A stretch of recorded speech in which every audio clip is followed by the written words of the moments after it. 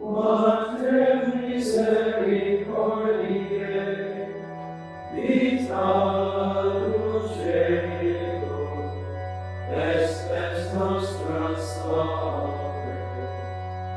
Patrimonus.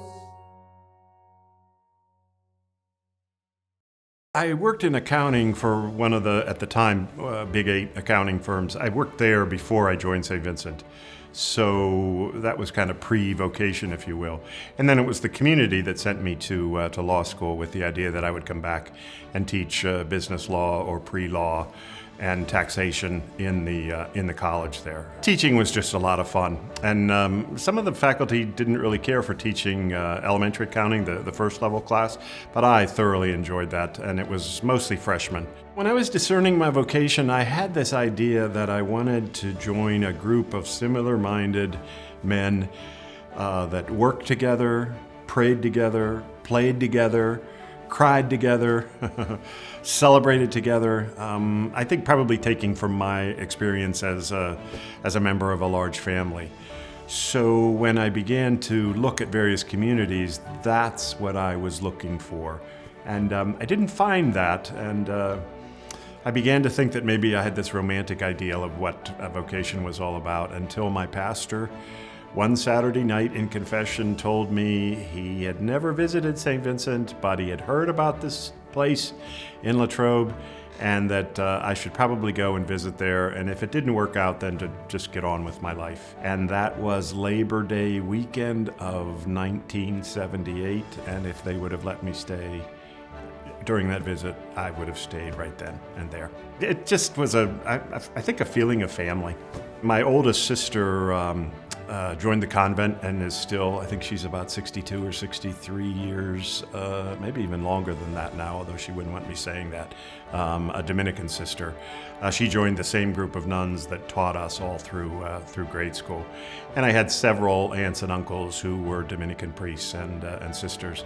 So I grew up with role models of religious who just seemed happy in their state in life. Some monks and some religious and priests will have these stories of kind of like St. Paul being knocked off the horse type experience. For me, it just wasn't that way. It was just a gradual kind of unfolding that maybe this was a kind of life that I wanted to give a try.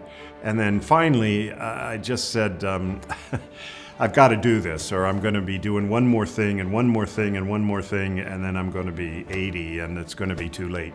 So it was finally in 1978. I just said, I have to act on this urge, and if it's for me, that's great, and if it's not, then I'll just get on with my life. My mom and dad insisted that we say the rosary every night before we went to bed. So 12 of us gathered around the living room and said the rosary every night.